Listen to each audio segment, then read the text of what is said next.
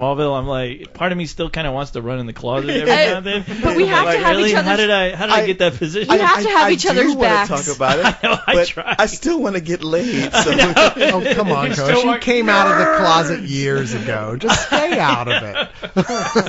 No, I'll be a man and own up to it. Yes. Yeah, and to be fair, you're not actually having sex with Kat, so you can interrupt her if you want. And Harris isn't in the room, so I don't need to worry about him, like, taking it out on me later. Yeah, and that's true. He's quick and to if he throw does, his can I watch? fits and storm out, so that makes things easier for you. Now, today's episode, our topic for the day, nobody scream, is Topic! Superheroes on TV. Yay! Yay! And there's been enough of them that we can actually have a whole show built around them, and I guarantee you won't get to cover them all. Yeah, and thank God enough that are far more embarrassing than Smallville. Honestly, when I look at that list, I'm like, holy shit, there's a lot of bad fucking superhero TV shows back in the day. So many. It's interesting how it goes through phases, because there was a point in the late 70s where there was tons of them. Mm-hmm. And then they kind of disappear for a while, and they come back again. Oh yeah, they're bringing that shit back, like the Cape. the same quality. I know that you got in those that's what old baffled me about terrible the Cape. shows. I'm like, wow, it's a resurgence of something from 20 years ago that has not improved in the least. Well, you know what's funny is that, in the movie sense, they finally actually worked out a lot of the difficulties in telling a superhero story. It's like, all right, they're obviously not all good, but they're much more good percentage-wise than they ever used to be before, because there's been a maturity about understanding how you translate these things to live action that's never existed before. Exactly. And there's also been a wealth of technology available that was never available before. Before you had to put a guy in on a really table. terrible spandex outfit that might look fine in concept on the paper when someone draws it, but in real life, you don't want to know whether they're circumcised or not. Yeah, we definitely moved away from the Roger Corman look of certain of these superhero shows, and I think a lot of it has to do, at least with the better, I guess, superhero shows, is that now, with comic books just maturing into their own as far as having some really smart storytelling, you can see a lot of these story ideas being lifted and being put into these newer shows that have stuff to do with actual existing properties and others that don't. I would argue that if you were to take the comic books, and granted, I've said this in the past, I'll just say it again for those of you who might not have heard me say it before. Most of my superhero knowledge comes from television, because I didn't have access to comics when I was little. But as I've been going back and reading comics from the 70s and 80s, and then comparing them to, like you were saying, co-host, what's out now. If you were to take those comic books and line them up chronologically, and then you take the TV shows and line them up chronologically, everything, it's like a 1-to-1 correlation quality-wise. It's it just keeps improving. Yeah, absolutely right. There's, I mean, as you were saying, as the sophistication of the stories increases, and the sophistication of the technology increases, no longer do you have a dude lying on a table stretching his arms out and they're blowing fog past him to look like clouds to make it look like he's flying, In the same way, if you look at the artwork, when I was kind of catching up on the Green Lantern stuff, and I was reading the stuff from the 70s and early 80s, and I'm like, oh my god, this artwork is awful compared to what you're reading of what they were producing for Blackest Night, and the artwork there. I was like, this is just light years certainly more apart. elaborate now, right? And but just the quality, I mean, before it looked like the reproduction from the Sunday paper. It depends on what you're talking about. If you're talking about the earliest days, especially the DC stuff, it was so cheap. But you start getting a little bit further, the 70s stuff was pretty good. It's better, but it's it's not when you're looking at the stuff from the lead up to Blackest Night. You look at that artwork and you're just like, wow, and it's, I would argue that as comic books have improved on every level, so has television superhero storytelling. It does make you think, you can polish a turd. You really can. Well, it's not fun, but it you took a while. Then it becomes a coprolite. I would say it took having the movies take things more seriously. You can track it back to you go to Superman the movie, where it's mostly a comedy, but there was a lot of like, hey, let's make this as believable as we can. Mm-hmm.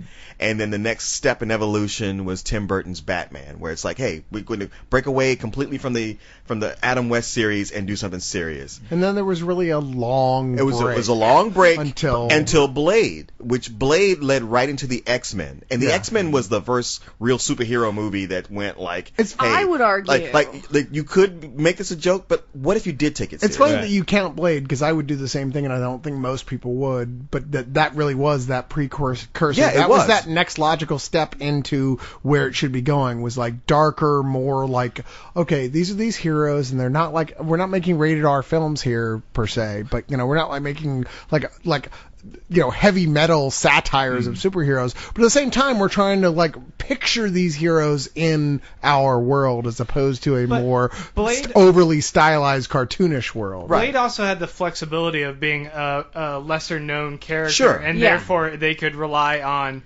it also just kind of being an action horror vampire. And that's why it was a great first step into what stuff like the X-Men, but X-Men and then Spider-Man, borrowing off of the pop culture knowledge of it. But you know what, you mentioning Blade, it honestly, the whole time right now I'm thinking, well, I think The Crow even had a lot more to do with that before Blade, as far as just taking a property and making it the really only dark. Reason I don't count it is because of how many years there were between. Like X-Men came out 2 years or a year or two after Blade. I was gonna say, if you wanted, you could lump The Crow, which came out in 1994. It was released in March 13th of 1994.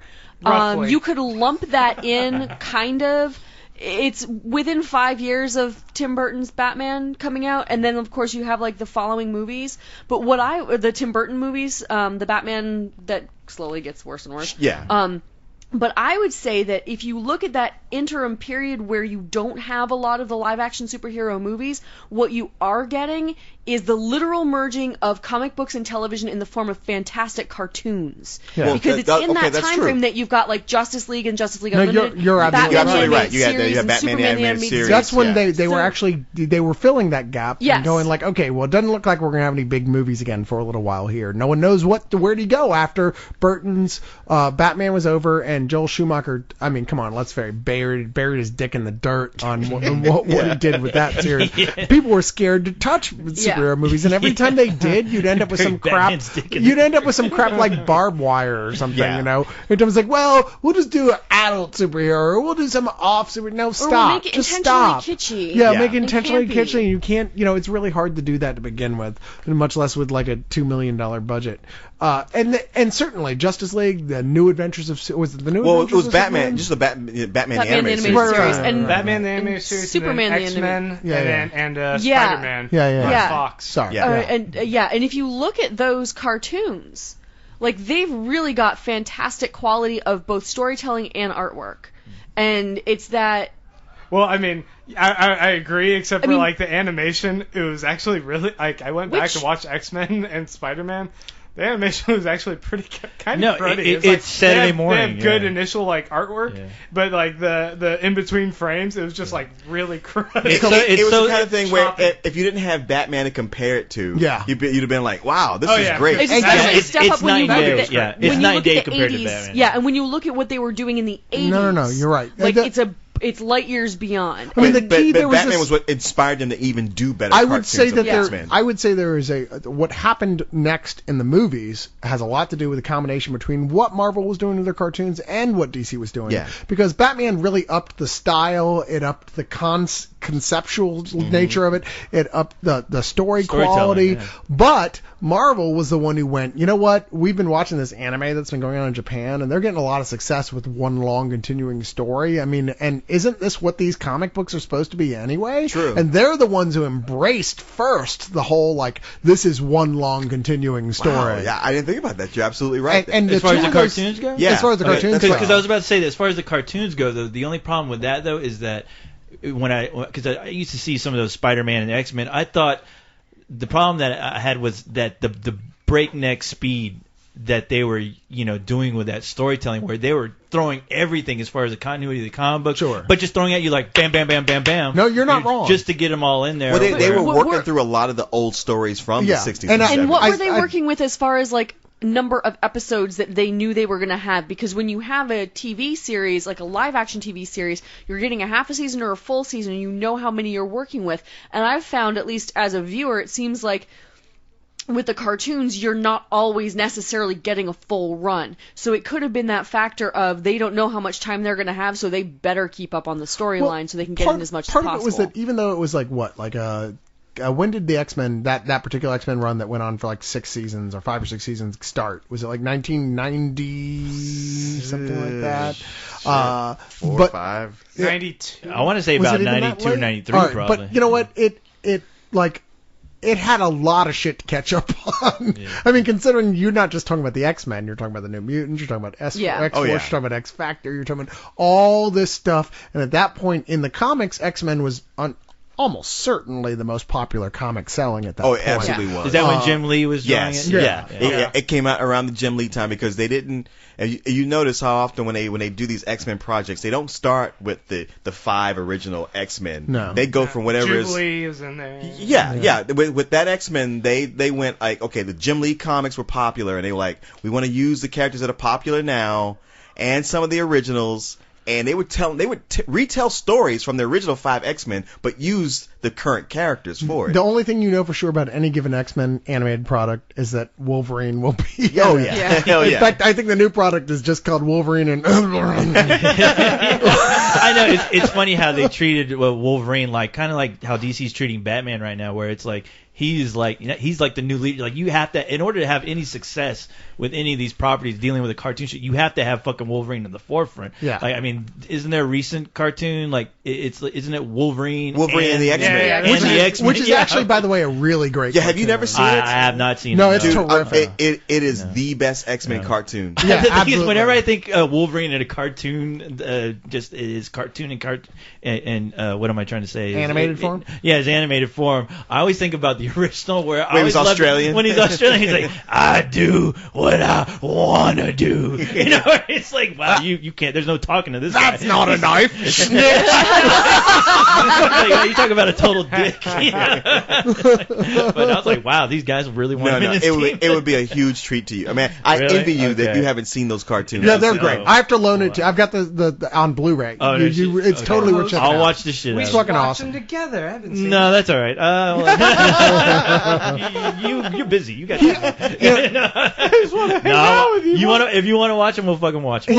Be careful. He always wants to hold hands. Exactly. These little play dates. There will be kissing during this watching, right? I think he's always tapping on my head. Where's Martin? I'm scared. I mean, where's Liam? I'm scared. Where I was starting with all this was that, and I think we all kind of went there. We just didn't. We got a little bit segued here. Was that what was going on with television at that point was a natural path to what was going on in the movies. Yes. Right? And then the movies took it and ran with it. And there's a point TV kind of just dropped off. I mean, there was still some animated stuff going on, but it was a lot of WB Kids Club type shit where it all went from the smart stuff that was happening with the animated stuff got downgraded to how cutesy can we make these things. Whereas the movies really were taking that ball and running with it. I believe that the comics companies and the networks or the powers that be that owned them were we don't really care what's going on TV here, so let's just focus on these films.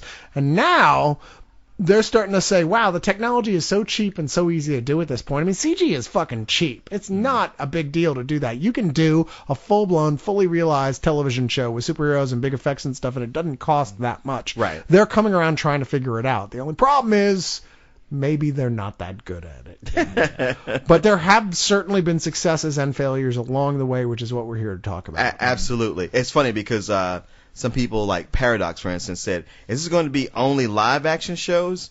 Which is what I originally planned it to be. That's a question you get answered on here. Yeah.